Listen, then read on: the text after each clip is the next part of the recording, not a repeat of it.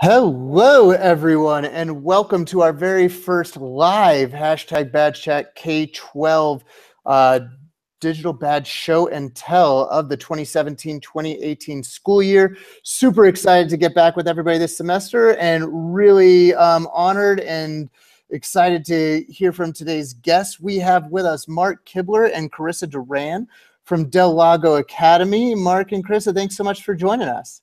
Sure, thank you. Thanks for having us. Yeah. And if you wouldn't mind just starting us off for folks who haven't already been following the amazing work that y'all are doing, if you would just kind of quickly introduce yourselves and your roles at Lago Academy, and then we can get into just how things are different there. Sure. I'm Mark Kibler. Currently I teach an 11th grade biochemistry course. All the kids take the same science course at that level. This is going into my third year here. And I'm Carissa Duran. I was one of the founding teachers of Lago. So we opened in 2013. I teach Humanities 11, and I also help coordinate our junior year internship program. Awesome, and I know we're going to be hearing a lot about the internship. And before we dive into just the badges, do you mind just sharing a little bit about just what Lago Academy is and the journey that kind of drew you to digital badge credentials? Sure. So Lago, like I mentioned, we opened in 2013. We're a very small school. We only opened with 280 kids, I think.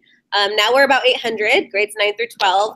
And we're a STEM school, but with the biotech sort of flavor to match the industry down here in San Diego. We are a single pathway school, like Mark just mentioned. So all of our scholars take all the same courses every year, 9th, 10, 11, 12, and they all have that STEM focus. We're also a competency-based school, which I guess is the lead-in for how we ended up at CompetencyX, as we started discovering maybe some gaps in how we measure competencies in our science classes. Right, and in science, one thing we were noticing was that the transferable skills that scholars would pick up in class wouldn't move on. And so how do we address that? And one of the methods that was looked into, and it's being developed for about 2 years, maybe a little longer than that, are these digital badging. Yeah, so we call digital badging here CompetencyX, and like Mark mentioned, we are looking to fill the gaps in those transferable skills, because here we have this motto of sort of thinking and behaving like a scientist, but a lot of those behaviors and ways of thinking, they weren't actually measured on the competencies in the standards that were provided. So we're sort of filling in the gaps there. Awesome. And for those of you who are just joining us live, we're with Mark Kibler and Carissa Duran of Lago Academy. Mark's not yet joined us on Twitter, but if you want to follow Carissa, she's at CJodee, SEEJODEE. And if you have questions you want to ask Mark and Jody live on the air, you can tweet them to #BadgeChatK12. I'll be checking that and make sure to get those live on the air. So here you're saying that you kind of arrived at the credentials through the lens of, there's just stuff happening where our students are showing awesomeness, but we're not capturing it. And so, the way that you're doing it, I think, is really novel. And so can you kind of start to take us on a deeper dive of just what that looks like at Lago? Right. For instance, what we do with some of these skills is we have these badges for CompetencyX. They are designed, they're not content driven, and we're basically gathering evidence in somewhat portfolio fashion of various skills. They can be related to communication. In science, is in many things, communication is one of the cornerstones. And they, through various collecting evidence in their portfolios, they put them into these badges, and they can earn various badges to show certain amounts of skill development.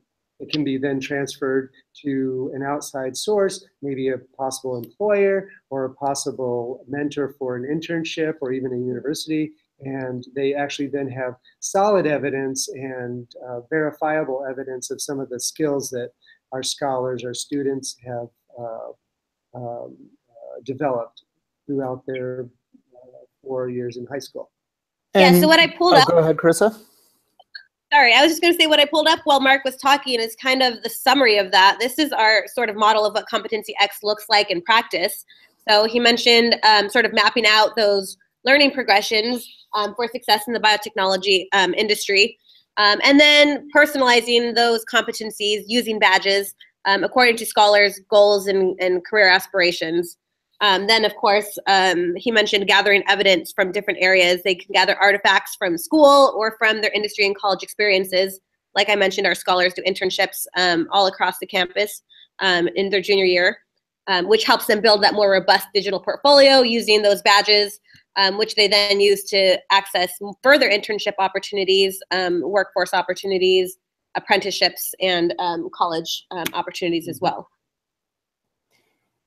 This is all very cool. And so before we dive into the internship and apprenticeship component, which I know is a huge key to the work y'all are doing there, it looks like folks can see this for themselves at CompetencyX.com. And two questions I'd like to hear you go a little deeper on it is one, well, Mark said that every student takes some of the same classes, that you're a single, the word wasn't pipeline, but yeah, that the learning is really personalized, and so it looks like through the CompetencyX credentials that you're doing that. And so if you could expand on that, as well as I heard you talk about evidence, and so I'm assuming that students must attach an artifact to show why they earned a credential. And so if you could talk a little bit about just that decision to require that evidence piece. Yes. Well, one way to have, well, the portfolio is they have to have a piece of evidence. And that is, to sort of go back a little bit, that's one thing that we found was lacking, for instance, in communication, in a transcript, in what students come out of school with. There's no direct evidence of that kind of thing. So to take an example, maybe in the 11th grade biochem class, all students, in order to present, instead of writing a traditional lab report, they might deliver it in the form of a short 3 or 4 minute presentation to their peers, and where they develop the same ideas that would be in the lab report, but here they're giving an oral communication with visual aids, and we record those, and they can be documented within the badge itself that's then accessible to someone else that can say, okay, let's look at this person's, some of their actual material that they've produced. And furthermore, with those, the scholars actually reflect on their evidence and the whole process. And there's, in each badge, there's a written component where they evaluate their own learning, what they got out of it, what some of the maybe more difficult parts were. So they're doing this self-assessment, and that then is all contained digitally and is accessible to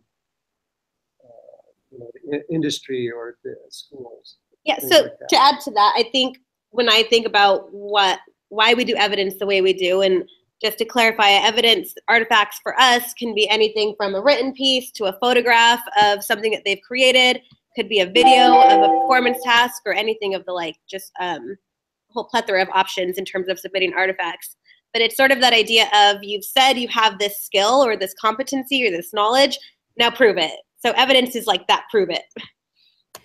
I love that. And something that you talked about there, and I really appreciate you sharing specific examples of just what evidence can be, because I think a lot of teachers are sort of wondering just for ideas on that. I really love this idea that their badges are a communication device, that it's not just about letting the student know, yes, you've met this competency, and the communication stops between teacher and student and maybe student and parent, but you're really envisioning a broader ecosystem of stakeholders who are consuming that information, it sounds like.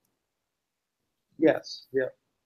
And so and is that sort of the lead in to where we start to think about internships and apprenticeships? Is that how we get to the communication to those other stakeholders?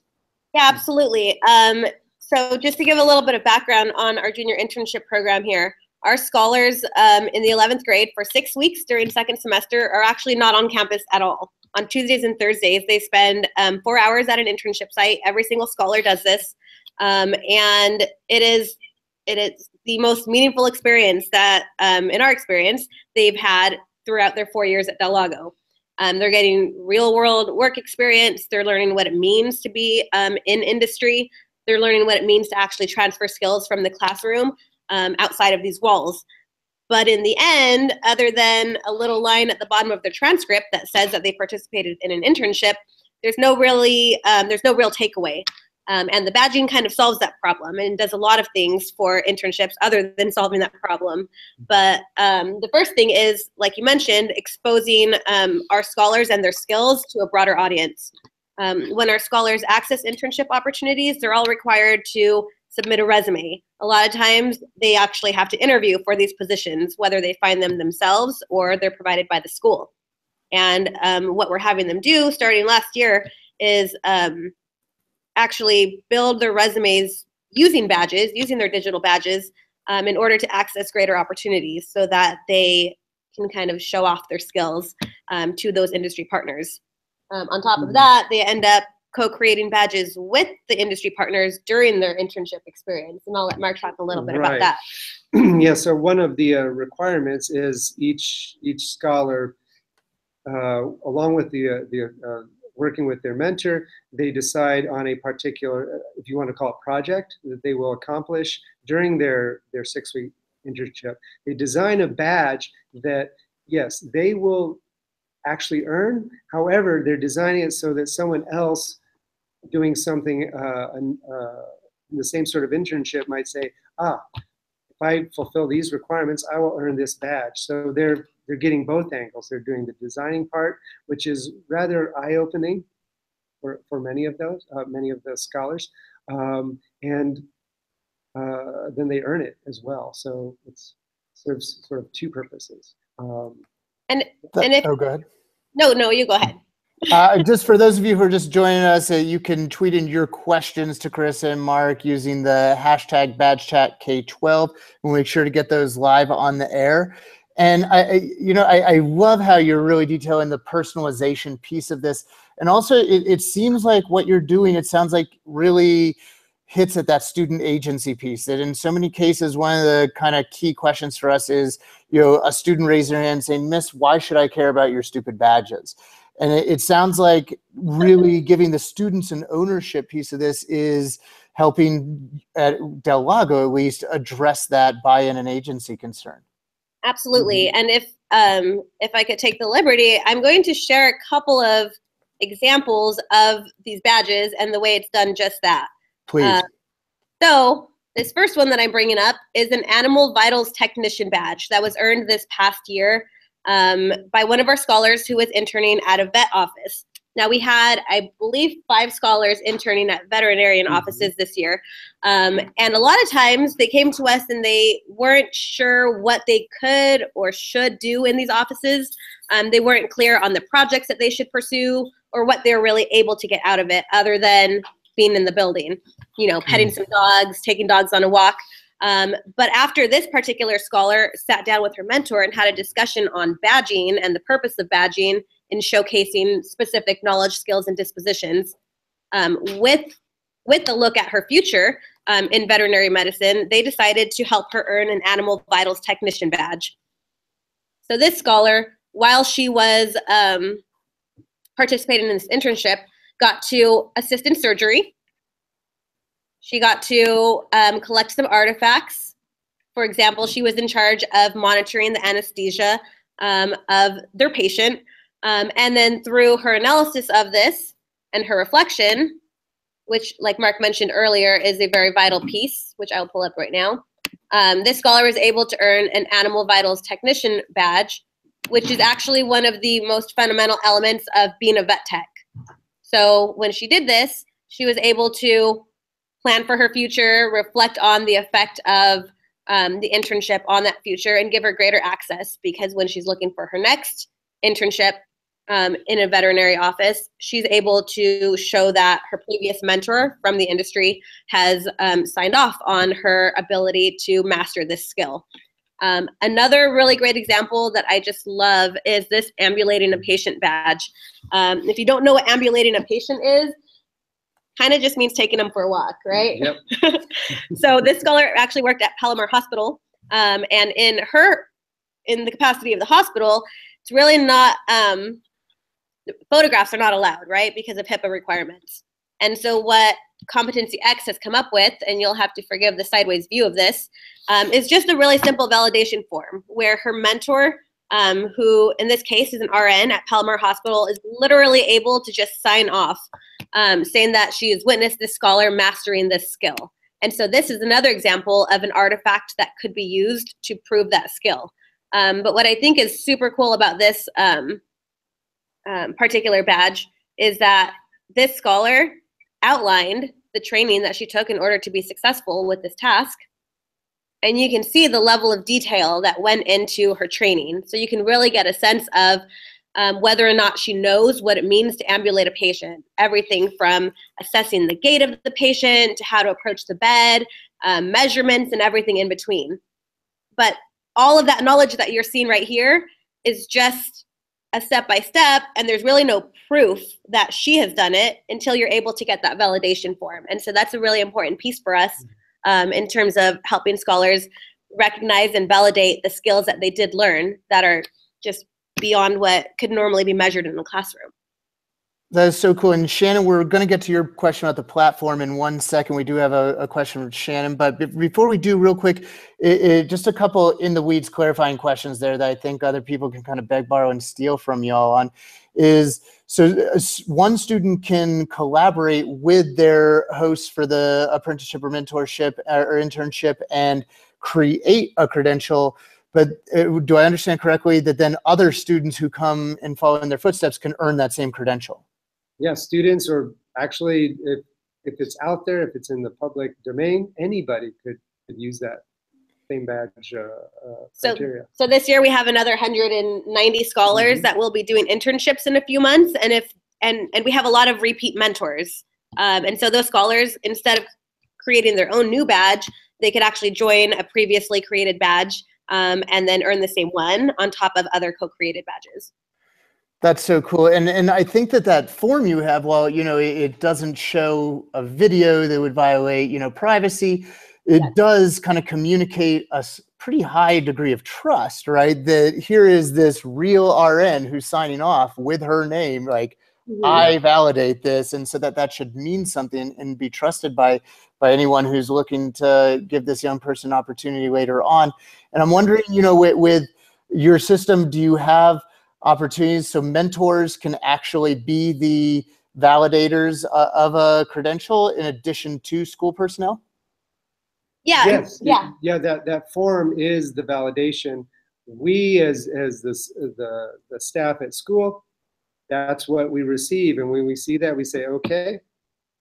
Obviously, your mentor said that you are competent in this area that you designed. So that RN was actually that young lady's mentor. So when she was on her 6-week internship, she was working with that RN who assessed the skill herself. And then, Mark's job would just be to go and look and make sure the form is signed off, make sure it's the correct mentor, and then approve the badge. And awesome. And then what I read is I also read the process part, the initial, her description, for instance, of how to ambulate a patient, and I read the reflection. And so digging into the weeds a little bit on the platform technology side, Shan was wondering what you're using. It looks like you're using Badge List. And can you kind of talk through, as you were making that design decision as a team, on what platform to use to issue badges? And for anybody who's wondering, you can find information at badgelist.com. Benjamin is a frequent Badge Chat K-12 guest and contributor, and I'm sure he will be thrilled to jump on a call with you and give you a tutorial. But real quick, could you share just when you were evaluating different platforms, what led you to Badge List? What boxes did they check? Well, actually, okay, myself personally, I was not involved in choosing Badge List. There was another teacher here who was very instrumental, Alec Barron, in bringing that together. He was the primary person communicating with the people at Badge List and saying, oh, these are our requirements, so on and so forth. Now, after we had the original design from Badge List, us teachers, we put in suggestions. Hey, we would like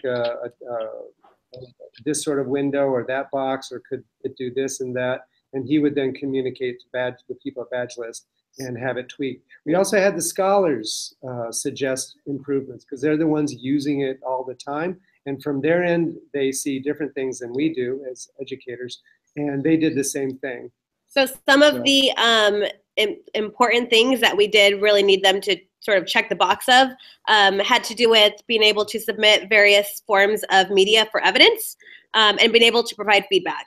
Because in a lot of platforms, providing feedback was not available, or at least not easily available. And so we were looking for a platform where scholars could easily upload a variety of different artifacts, and where we as teachers could actually go in and comment on those things. Right. Those are two of our key elements that we were looking for in a platform. And also another important thing was, so when scholars would receive feedback and then would need to resubmit with their edit job that they had done. That was very important, because we wanted to see the growth and the improvement, and Badge List was able to do that after the suggestions. Awesome. And we do have another question for anybody who's watching. We have Mark and Chris are with us for another 8 minutes, so feel free to tweet in your questions at #BadgeChatK12. We'll get them live on the air for you. And this is a question about subjectively measured evidence. So is the best use of badges design them around PBLs? And is there an effective way to design a subjectively measured badge like this for other courses outside of science, in this case, English? Yeah. Let's see. So I think it's I think the answer to that lies in the artifacts. So I think there is great value in allowing subjectively measured badges. In fact, I think we talked about this on one of your badge chats just a couple weeks ago. When we look at subjectively measured competencies, it really allows for a little more value to be placed on the sociocultural wealth that our scholars bring to the table. Their ability to communicate in different contexts is going to be subjectively measured, but it's something that's valuable and worth measuring. If a scholar is able to communicate within the classroom, that is, a collaborative piece that we want to look at. If they want to communicate an idea and convince somebody, we have an elevator pitch badge, and communication in that way is different. It's subjectively measured, but is it still valuable? Of course, it's still valuable. We have to provide elevator pitches and collaborative group discussions and presentations every day in life. An interview is a presentation. This is a presentation, and so communication. There's no objective measure to it. It's all subjective, but it's absolutely worth measuring. It's something that we do measure in our English classrooms every day. And it's going back to what Mark was saying about how important the feedback functional requirement was, that's a place where, because it's so subjective, you're able to use the feedback portion to help a student who's not there yet know what they need to do in order to get there. Oh yeah, real important, especially since this is, I think, our first year of really using badges. Being able to give, just like any sort of piece of work or anything like that, you do need to give feedback. I'll take examples from these badges that kids wrote along with their mentors.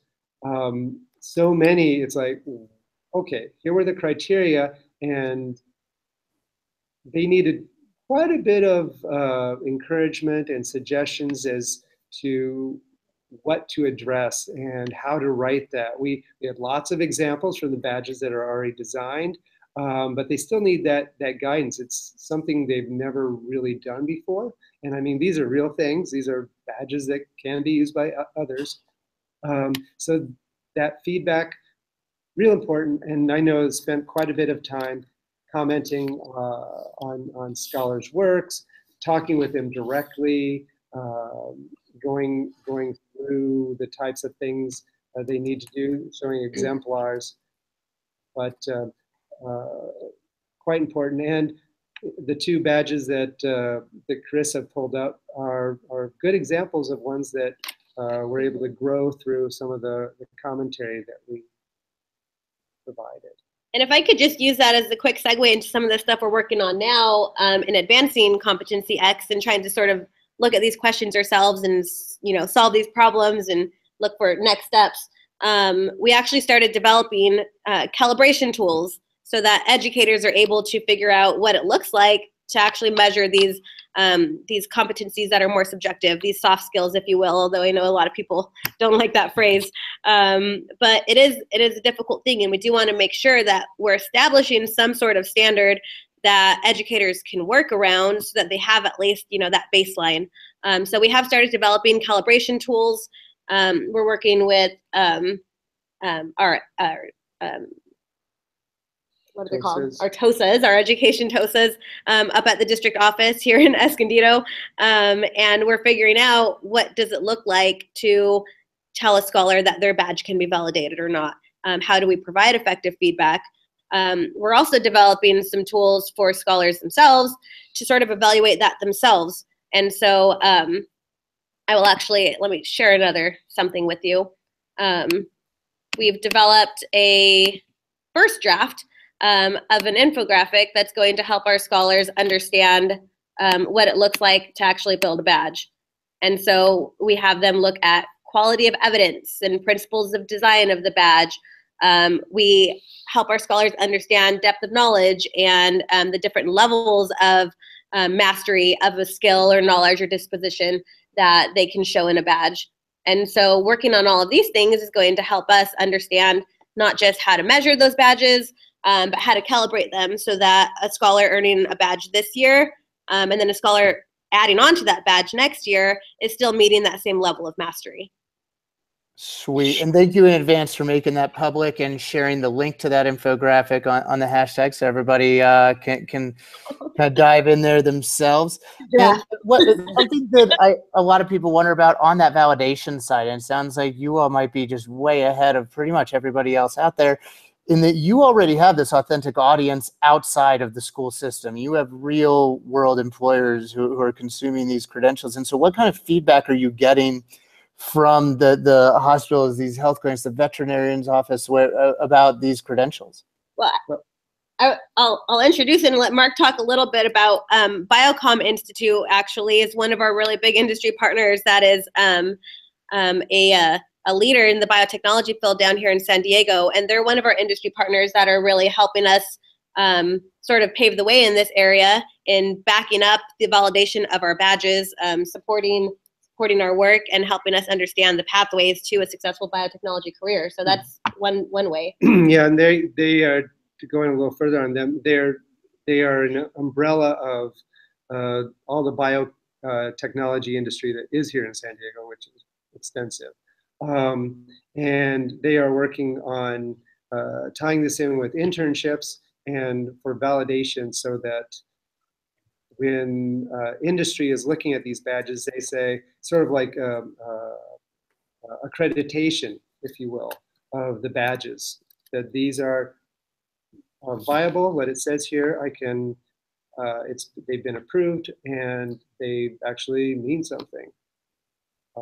And the other thing is also that with these badges, that they can be, to sort of take it off a little different direction, nested so that scholars can earn a whole, let's say, collection of badges that all funnel into for one direction.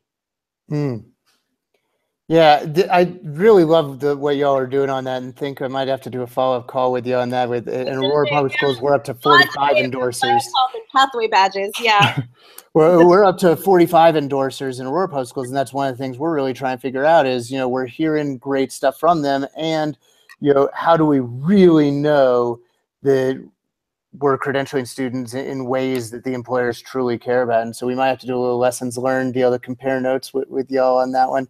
You know, as we wrap up here in our last minute, just one quick follow-up question for you, Carissa. You mentioned that you see these credentials being something that can really hone in on a student's sociocultural wealth. And so could you briefly just kind of help folks who said, that sounds cool, but I'm not sure where she's going, wrap our heads around that? Does that really kind of connect to a richer narrative from an equity perspective, or help us understand that? Yeah, it does. I think for me, and I'm sure a lot of people have a lot of different ways of thinking about this, but for me, sociocultural wealth has a lot to do with the knowledge and skills and dispositions that scholars bring to the table that aren't traditionally measured, that they learn at home, that are just sort of inherent in their personality, but things that matter, things that help them be charismatic, or things that help them be more complex and critical thinkers. And these are things that they're born with and that they're nurtured with through their families and the environments that they grow up in. But we don't measure those things. We don't measure personality. And those are things that affect their access to different opportunities. It affects the way they perform in interviews. It affects the way a teacher sees them in the classroom, and then the way that they're assessed even on a traditional competency.